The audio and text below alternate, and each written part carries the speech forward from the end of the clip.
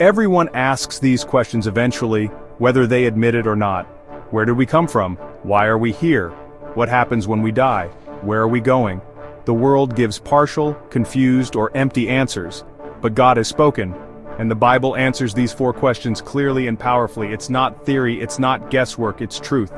Let's walk through them, one by one, and let the Word of God speak for itself.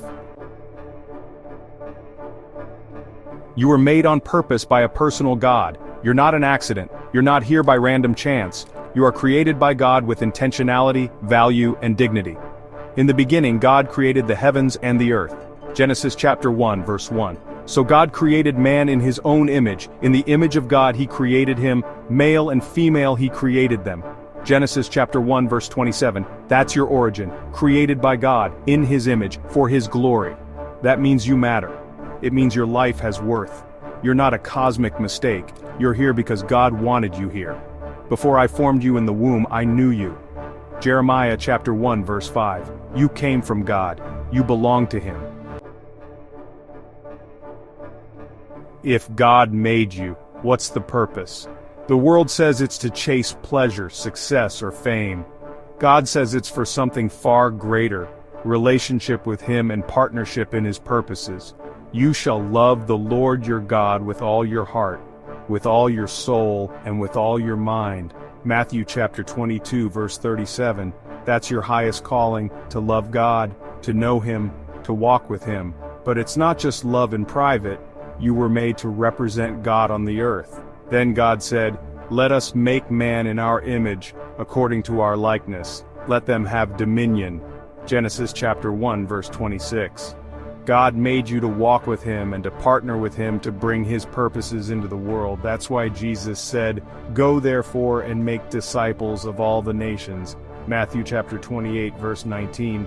We engage with heaven with living on the earth. It's not about religion, it's about relationship and representing God's heart to a broken world. You're not here to drift.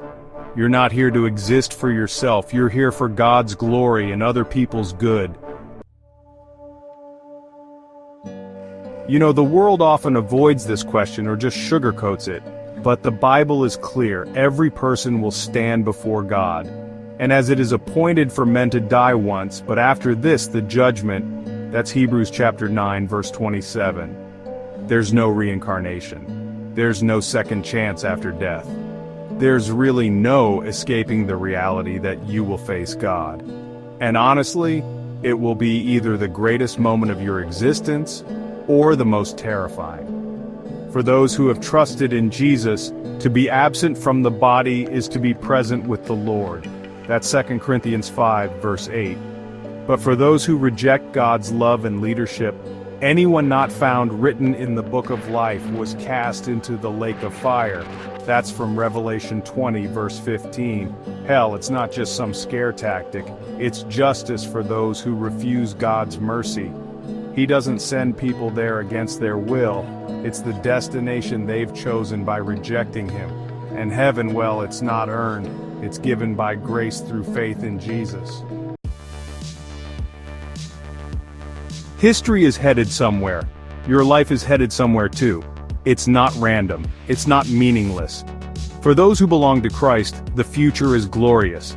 And I heard a loud voice from heaven saying, "Behold, the tabernacle of God is with men, and he will dwell with them. There shall be no more death, nor sorrow, nor crying. There shall be no more pain, for the former things have passed away." That's Revelation 21, verses 3 and 4. God is going to restore everything.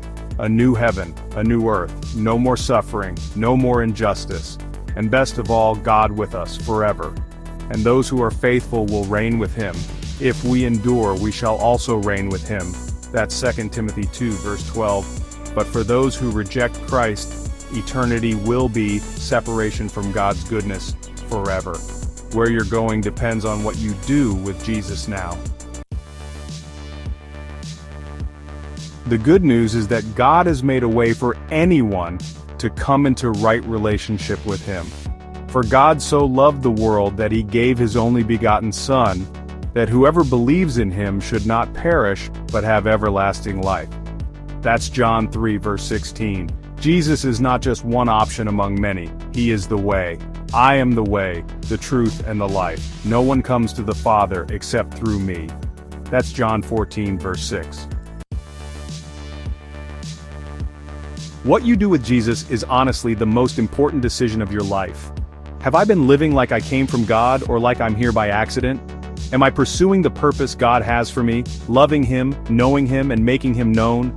Am I ready to stand before God when I die? Where am I going? And have I truly surrendered to Jesus? Stop ignoring the big questions.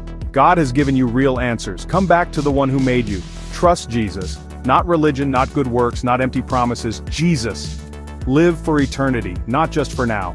Don't waste your life on temporary things. You were made by God. You were made for relationship with Him. You will stand before Him. And you can spend forever with Him because of Jesus. It's not too late to come home.